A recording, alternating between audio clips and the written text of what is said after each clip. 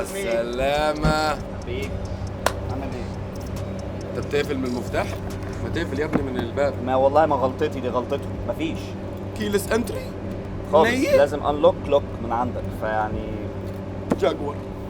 مش عارف الاكستيرير بتاعها ايه رايك في الدخله بتاعتها وانا داخل كده؟ يعني حاسس ان هي ايه؟ يعني هي تحسها ايفوك على فيلار بس هي لا، بشكل تاني. هي نفس الويل بيس بتاع الايفوك، هما بالظبط نفس الويل بيس، نفس الشاسيه، نفس كل حاجه، حتى نفس الانجن، بس من بره يعني لو تبص اصلا على شكلها من قدام قشطة. يا زال يعني تتكلم على الجريل اصلا بتاع جاكور ده اللي هو فيه كروم تريم بالظبط خفيف لطيف مع العلامة بتاع جاكور اللي موجودة بس قدام. هي مش لايقه على العربيه على فكره، يعني بص مش على العربية دي ازاي على البيس عشان للامانه، يعني العربيه كيوت وده فاهم في اجريسيف. قدام. طبعا كل الفنتات اللي قدام كلها ريد، كله ريل، كله. ودي مفاجاه.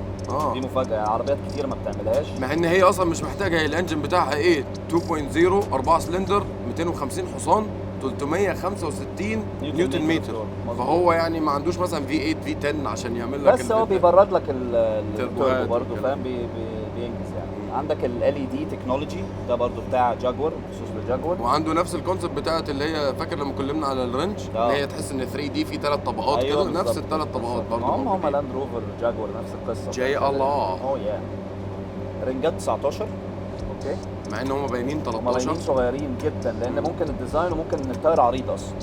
فيري سمبل ريمز، مفيش اي حاجه. في اوبشنز طبعا منها لان حسب الترم اللي بتجيب منه العربيه. اللي معانا دي اس اي، دي جاكور اس اي، بتبقى اسمها P250 اول ويل درايف. دي بتيجي اول ويل درايف اول تايم. من الجنب دي فيك طبعا، الفنت اللي على الجنب دي بالظبط. مفيش اي حاجه تانية مختلفه ممكن. ايه طب ورا ايه؟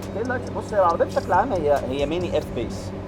ايوه ميني اف بيس. هي دي تاني عربيه اصلا في الاس يو في فاميلي في جاكور. تاني عربيه دي تعتبر كومباكت اس يو في، يعني بتقضي الغرض يعني لحد معين. عندك ورا التيل لايتس طويله شكلها سيجنتشر بتاع شكلها حلو. دول اكزوست، والدول اكزوست شفت ازاي طالعين من مكانهم كده اللي هو ايوه مش طالعين تحت ولا حاجه، حلوين رايقه رايقه. فانطباعك ايه انت كواحد هتبص على العربيه دي؟ حاسس ان هي من جوه عامله ازاي؟ بص هو لونها اللي محليها كروس اوفر جميل مش مضايقك، عربيه في الخفيف، عربيه كيوت، عربيه حلوه. تعالى جربها عشان برضو ايه يعني هتفهم انا كنت قصدي ايه لما تركب. يلا بينا تعالى اعمل انلوك.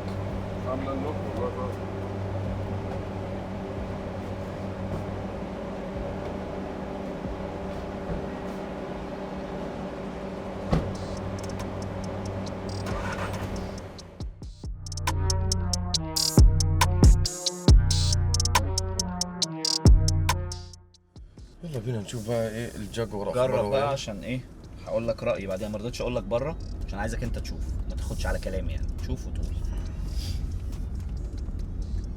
الدنيا سواقتها غريبه يعني. انا حاطط امل كبير لجاكور من قبل ما اسوقها، فيعني شوف بقى اعمل اللي انت عايزه. عندك وقتك، تمشى، دوس، اجري. بقول لك ايه، هو البيدل بتاع البنزين سنسيتيف شويه يعني، ساعات بيقوم مديك واحده اللي هي دي بنزين والبريك. بريك نفس الحاجه يعني، بس انت محتاج شويه تتعود عليه وتلاقي الدنيا تمام بعد كده. غريبه يعني. عربيه ماشي كروس اوفر، سوقنا كروس اوفرز كتير بس غريبه. بس هي غريبه فعلا يعني. بص حتى لما تيجي تلف هتحس في حاجه، هتحس ان هي بتحرك. مش قادر افسر. ايوه مش قادر افسر. هي ما بتعملش كده، لا هي بتعمل 1 2 3 4 عارف اللي هو. انا مش قادر لحد دلوقتي اقول هي غريبه دي حلوه ولا غريبه دي وحشه. طب تعالى نغير المودز. هي اصلا انا اكتشفت ان هو فيها ايه، فيها طبعا الريس ايس سنو. فكك من الكلام ده، ما عندناش ولا ده ولا ده ولا ده.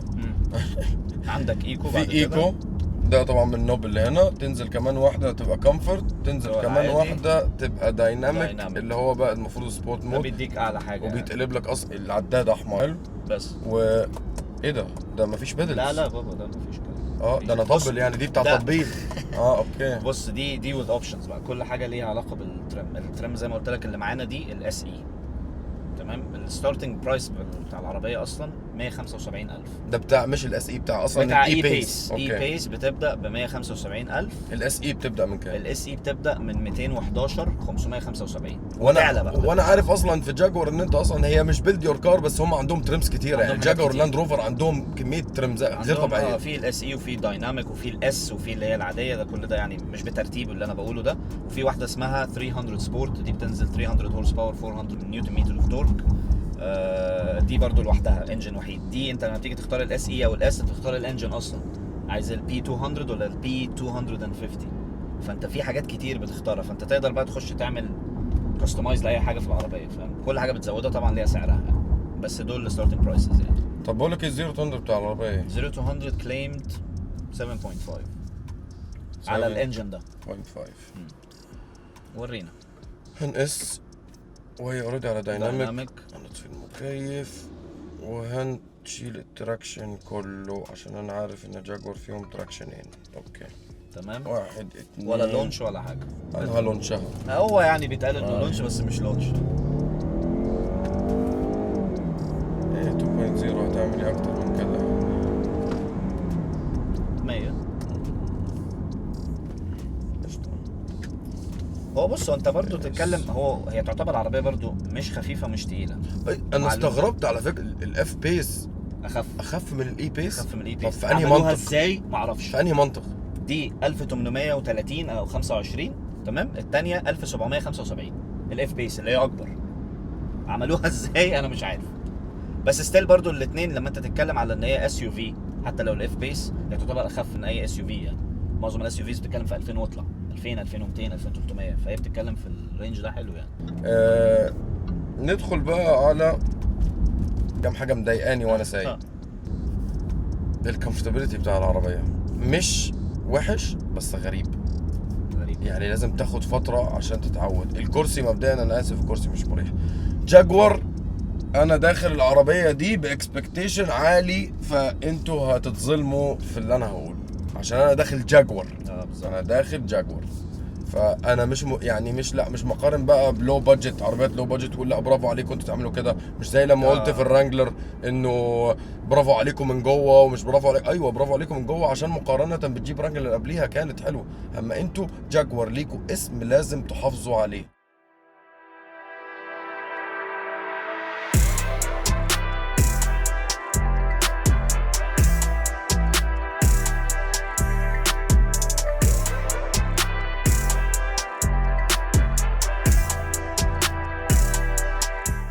دي تعتبر تاني اس يو في ليهم، فالمفروض برضو يكونوا داخلين الدخله اللي هي فاهم القويه يعني. احنا داخلين باس يو في او بكومباكت اس يو في او كروس اوفر ايا كان الاسم اللي هتسميه، لازم تكون داخل دخله يعني تكسر ناس كتير. لان انت جاكور فعلا، انت اسم، فانت داخل تكسر وانت اوريدي داخل تعمل ايه، وانت اوريدي داخل على كومبيتيشن اللي هو الايفوك كتير وعندك الكيو 3 وعندك الاكس 2 وعندك حاجات كتير. الناس دي من زمان في السوق، عندك الجي ال سي، عندك مليون عربيه. فكنت ده يعني لازم تخش تنافس. في منافسه مع الايفوك شويه، بس هي في الاخر تعتبر نفس العربيه، بس هتلاقي الايفوك هي اللي بتكسب مع انها اغلى. لما بتطلع للتوب اوف ذا رينج في الاثنين هتلاقي الايفوك اغلى، بس الايفوك دايما هي اللي بتكسب. وهتكسب فعلا. بنت نفسها الايفوك من ساعه ما نزلت وهي بانيه نفسها، ابتداء من الشكل بتاعها، الديزاين بتاعها من اول ما نزل كان اللي هو ايه ده، انتوا ايه اللي عملتوه ده؟ وبعدين خلاص بقيت انت دايما من الايفوك دي موجوده. بالظبط. وكان شكلها مختلف عن السبورت وعن الرينج روفر العادي وعن كل العربيات دي هي ميني اف بيس. هم ما غيروش حاجه غير السايز. أيوة. يعني بص على الفوانيس قدام، ممكن الثاني اجريسيف شويه، بس بص على الفوانيس، بص على الجناب، بص على التيل لايتس، انت بتتكلم على اف بيس. طيب تعال ندخل على الانتيريور. مبدئيا قبل ما نبدا، دي 2020 اي بيس نزل على الشكل ده فيس ليفت يعتبر. يعني انا بالنسبه لي فيس ليفت كان جوه مش بره في الانتيريور. هو جوه نعتبره اول نيو، هو نيو انتيريور بس من ناحيه هيد لايتس وكده. بالظبط. وده نزل في 2021، فان شاء الله لما تنزل هبقى نجيبها لكم. بس هنقول لكم ايه التغييرات اللي حصلت في الموضوع. مبدئيا نبدا بالجيج كلاستر. بقى ديجيتال. الجيج كلاستر اصلا ده انالوج، بس اوريدي في ال 2020 في الهاير سبيك في ديجيتال.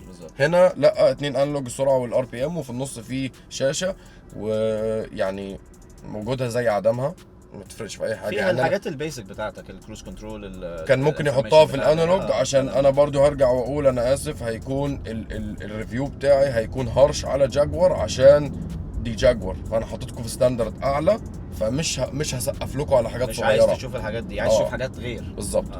فملاش اي 30 لازمه الشاشه اللي في النص ده انا حتى مختار الجاكور لوجو، عشان انت ممكن تختار لوجو، ممكن تختار ميوزك، ممكن تختار التريب بتاعك اللي انت تحطهم في النص. اللي الحاجات دي ستاندرد في كل العربيات دلوقتي، بس كلهم شكلهم وحش. يعني حتى حطيت قلت الميوزك يلا عشان احط هنا في الشاشه، احط ايه الماب واحط الميوزك هنا، الميوزك شكلها وحش جدا. حطيت لي سطر كده حتى تكمله الاغنيه، قمت رجعت حطيت جاكور لوجو. هو السايز كمان مش مساعد خالص. خالص خالص خالص. حاطط لك ايه؟ البنزين، الحراره، الساعه، التاريخ، بيسك خالص. يعني السرعه ديجيتال، الجير اللي انت عليه، الشاشه في النص ملهاش اي 30 لازمه. يلا اتحرك عشان ما اغلطش اكتر. اوكي انت بدأنا نهبل. هتخش الستيرنج ويل اتغير في الديزاين الجديد، حطوا فيه برضه هو كله موضوع الترم انه برضه اتغير في عندك البلاستيك بيسز اللي لونهم سيلفر والكلام ده، شكلهم برضه بقى كويس في الجديده. لو هنتكلم على الفرق مش مضايقني الستيرنج قوي، حجمه مضايقني. يعني يصغر سيكا يصغر مقارنه بحجم العربيه. يصغر. يعني ممكن على الاف بيس ماشي بالظبط، بيس صغيره قوي فاهم، فلازم يبقى اصغر. ندخل على الباتنز اللي هنا بقى. ديزاين الباتن وحش قذر. عشان هو كله عباره عن باتن واحد بس. اللهم انت ممكن تدوس فوق، ممكن تدوس تحت، ممكن تدوس يمين، ولما بتدوس على واحده بتلاقي كله بيتحرك معاك بالظبط الناحيه اللي انت رايح لها يعني. السيستم بتاع الشاشه، انت طبعا بتتحكم في الشاشه كلها من هنا.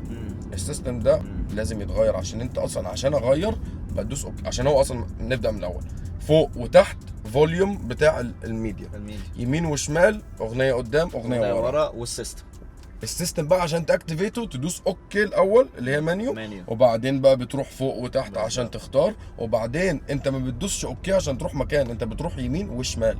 ايوه. فانت هتاخدك فتره كده لغايه كده عشان تجمع هي بتعمل ايه، لحد ما انت تدوس اوكي بعدين وتلاقيها ترجع لك بقى ايه للتقليدي بتاع الميوزك. بالظبط. فوليوم اب داون فوق تحت.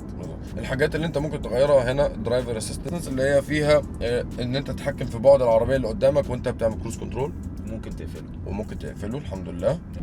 فيكل سيتنجز ممكن تختار فيه سكيورتي فيتشر، اكستيريور لايتنج. في حاجه غريبه بقى، انت ممكن تتحكم في ان انت تاكتيفيت او ما تاكتيفيتش الباسنجر اير باج. يعني انت ممكن تودي الباسنجر في داهيه. يعني انت لو طولت معايا في الكلام وما عجبنيش كلامك هفصل لك الاير باج من هنا والبسك. انا بقول لك فليه تدي الدرايفر الاوبشن ده اصلا؟ ليه ادي اي حد الاوبشن ده؟ موضوع ان انت تقفل الاير باج بشكل عام موجود في العربيات الاوف رود، عشان لما تيجي تدخل اوف رود بالظبط لازم تقفل الاير باج عشان ما يفتحش، عشان سنسر لو ضرب هوبا هيلبسك. بالظبط. فدي لازم حاجه من ضمن السيفتي ان انت لازم تفصل الاير باج. دي عربيه مش تخش حتى على البحر. بحر ايه ده؟ يعني انا لو دخلتها قدام بيتنا في شويه رمله 2 سم كده اتغرس فيهم. فانك تقفل الاير باجز هنا يعني ما عنديش فكره هيبقى ايه لازمتها. يعني ما اعرفش، فيتشر ملوش لازمه وحطيته لك هنا حتى مش هنا، انت تخش تستخدمه من هنا ليه؟ يعني طبعا فيكل انفو بس هو ده اللي موجود هنا، انتهى الموضوع. نروح بقى على الشاشه اللي بعده. الشاشه اول حاجه لفتت نظري في الشاشه الريسبونس بتاعها رائع، اسرع من الاس في ار بكتير. الاس في ار كان فيها جلitch غريب وبتطول وغريبه يعني، فدي مع انه نفس السيستم لا على طول ريسبونسيف، فيري ريسبونسيف، حلوه جدا. بتعمل انت كاستمايز كانها الهوم بيج بتاعتك، بتختار اللي انت عايز فون، ميديا، نافيجيشن، او تقدر تغيرهم. بتعمل زي لونج بريس كده وتعمل كاستمايز للايتم بتاعتك. عندك السيتنجز ما فيهاش حاجات كتير، تخش على الاو سيتنجز تعمل مثلا النايت مود ولا لا عشان يقفل لك البرايتنس بتاع السكرين، اوتو او انت تحدده غامق او فاتح طول الوقت يعني. اوكي. طبعا احنا ما اتكلمناش على الموضوع ده قبل كده في اي عربيه، كنا دايما بنقول العربيه فيها ابل كار بلاي او اندرويد اوتو وبنقف عنده. شكرا على كده. وكان جالنا كومنتات ان احنا قلنا الار اس 3 ما فيهاش ابل كار بلاي عشان ما بتشتغلش غير بسلك. فانا بيعصبني الموضوع. انت ما عندكش حتى ايكون موجوده قدامك في البتاع ان هو في اندرويد اوتو او ابل كار بلاي، انت مجرد ما بتوصل بيقول لك ان في. ما وصلتش ما فيش. فلا حطها لي سيستم واعملها لي بالكونكشن الطبيعي بواي فاي باي حاجه انت عايزها، بس ده مزعج. ايوه ده مزعج. خلاص احنا اختفى الموضوع ده. الرينو ميجان فيها، الرانجلر برضو بالسلك. اعملوا يعني انا ما اعرفش انتوا ازاي بتتعاملوا مع ابل واندرويد، بس اعملوا معاهم سبسكريبشن اعلى وقولوا لهم انا عايزها بلوتوث، لان معظم البي ام دبليوز كلهم دلوقتي انت عادي بتوصل عادي فيش الكلام ده. بي ام دبليوز، مرسيدس، الالمان ما بيلعبوش. المان ايه؟ ما اودي كان برضو بسلك. المان ايه؟ المان ايه يا عم؟ هو بي ام دبليو ومرسيدس. زي ما قلنا ل 2021 كبرت فيها الشاشه، وطبعا حتى بتاع الاي سي اللي هنا ده اتغير بقى هو كمان شاشه بلاستيك باتنز. دي حاجه على السكرين كويس ان هم غيروا حتى الانجل بتاعتها اتغيرت، لان ده الجلير مش طبيعي. يعني بص دلوقتي احنا ماشيين عشان مفيش شمس نازله عليه، فانت وضعك كويس، انت شايف. خلي الشمس تضرب هنا مش هتشوف اي حاجه خالص. الساعه 12 الظهر امشي مفيش شمس، مفيش سكرين قدامك. طبعا فيها الحاجات الطبيعيه اللي هي بارك اسيست، بس كاميرا واحده ورا، مفيش اللي هو 360 والكلام ده. فيها طبعا حاجه زي الايكو داتا، بتديك الانرجي الانفورميشن بتاعتك في اخر طلعه بتاعتك، صرفت قد ايه، مشيت قد ايه، شغل العربيه بقالك قد ايه بالظبط، وبتديك الهيستوري كله، وبتديك الانرجي امباكت كده، بتديك جراف بسيط كده انت الاي سي واخد منك قد ايه من قوه العربيه. وبيسبلت سكرين. عندك الاف ام، وعندك ممكن الفون، وممكن الدرايف مود بتاعك لو تعملها دايناميك او عاملها كومفورت او كده بيطلع لك. اوكي كله موجود عندك هنا، بيتكستمايز برضه زي ما انت عايز. انتيريور وايز مفيش حاجات كتير. ميموري سيتس الكلام ده كله كلام يعني بيسك جدا، وهو ستاندرد ولازم يفضل موجود. بس حاسسها فاضيه. هي فاضيه ناقصه حاجات كتير، ناقصه حاجات كتير. عجبني ان جاكوار بدا يعمل التاتشات بتاعت الجيب رانجلر دي. يعني هنا حاطط البرنت بتاع الجاكوار، وهنا على الازاز حاطط اللي هو الجاكوار، يعني صورة جاكوار. بالظبط، واحد كبير واحد صغير، وهو ده نفسه الويلكم. كان ويلكم مسج لما تيجي تفتح الباب بتبقى موجوده على الارض وحلوه. يعني عامل ستوري بورد كده صغير. في حاجات شكلها ظريف. حاجه من الحاجات اللي عجبتني في العربيه، مع ان حجمها صغير وكومباكت، لما تشوفها من بره تحسها صغيره. الليج روم، انسى السايز بتاعي او انسى طولي، الليج روم مش وحش. الليج روم حلو بالنسبه للعربيه في الحجم ده، كويس. بس الكراسي اللي ورا مش مريحه خالص. خالص. انا مش هقول لك بقى درايف طويل، لا ده انت هوصلك من بيتك مثلا للمول اللي جنبك مثلا 5 دقايق شويه. مش مريحين. هو حتى قدام برضو انت عشان تظبط قعدتك محتاج حبه حلوين عشان تفهم انت مرتاح ازاي بالظبط. فاوفرول بس على الهاي واي ما حسيتش ان فيها مشكله، لا خالص صراحه. فاهم؟ كروز كنترول سيت وروح بتاع. عندك الميريديان ساوند سيستم، تمام، 380 واتس، حلوين نقطه. حلوين مش هجود. حلوين نقطه. مع ان ميريديان المفروض هو ساوند سيستم قوي، بس وعندهم ال 3 دي تكنولوجي، عندهم حاجات كتير جدا هم عاملين طفره كامل لميريديان. الباقيين كلهم معلم عليك. بوز معلم عليك، هارمن معلم عليك، بانج نولفسون معلم عليك، قوي ده قصه، كله معلم عليك. فرينج روفر او جي ال ار كلكم غيروا ميريديان، غيروه خلاص، كفايه ميريديان. بس جير لاند روفر. الجير الجديد اتغير، برضه من الحاجات اللي اتغيرت كشكلا هو اتغير. ده 9 سبيد اوتوماتيك، الريسبونس بتاعه حلو، مش وحش، كويس بالنسبه للعربيه. بالظبط، هو 2.0 فما نظلموش، هو الجير كويس. لا الريسبونس بتاعه حلو. في ماسكه يعني هنا ما اعرفش يعني دي عشان اعمل بيها ايه، بس شكلها حلو. كل الجاكورات هتلاقي فيها اللي عندك الاف تايب فيها الحركه دي. يعني شوف الاف تايب مع انها عربيه صغيره جدا كمان، فاهم؟ بس عندهم برضه نفس الماسكه دي بشكل اللي هو ده الديزاين بتاعهم يعني. سو فار الشكل لاي عربيه اي براند تاني حلو، لما تركب جاكور بالشكل ده مش حلو. فيعني هو ده التعليق اللي انا ممكن اعلقه على اللوجو ده، لان اللوجو ده محتاج حاجه. اللوجو ده وراه برستيج، وراه هيستوري، وراه ان انت جاكور. يعني فاكر انت العربيات الكلاسيك اللي كانت بتعمل زمان اكس جي والحاجات دي، كان فاهم كده. بص تقول جاك، يعني انت لما تقول انت معاك جاكور، يعني انت معاك عربيه، انا معايا جاكور، كلاسيك، انت راجل كلاسيك. انت مفيش حد هيسالك انت معاك جاكور ايه. انت معاك جاكور، اوكي ماشي حبيبي. دلوقتي بقى في السؤال ايه؟ اي واحده عشان لما تقول اف تايب غير لما تقول اكس جي غير لما تقول اي بيس. حلوه الاي بيس، بس في احسن من كده بكتير. عايز رايي؟ العربيه ما عجبتنيش خالص. انا كنت مستنيك تركب عشان تقول ده اللي انا قلته اوريدي، بس وانا لوحدي. احنا اسفين لجاكور. احنا اسفين لجاكور، وان شاء الله هناخد جاكور. تخسروا معانا المره دي، وان شاء الله في جاكورز ثانيه كتير، هتكسبوا معانا. هتكسبوا، بس النهارده انتوا خسرتوا معانا. بالظبط. فنشوفكم تاني جاكور بس مع اف بيس اس في ار.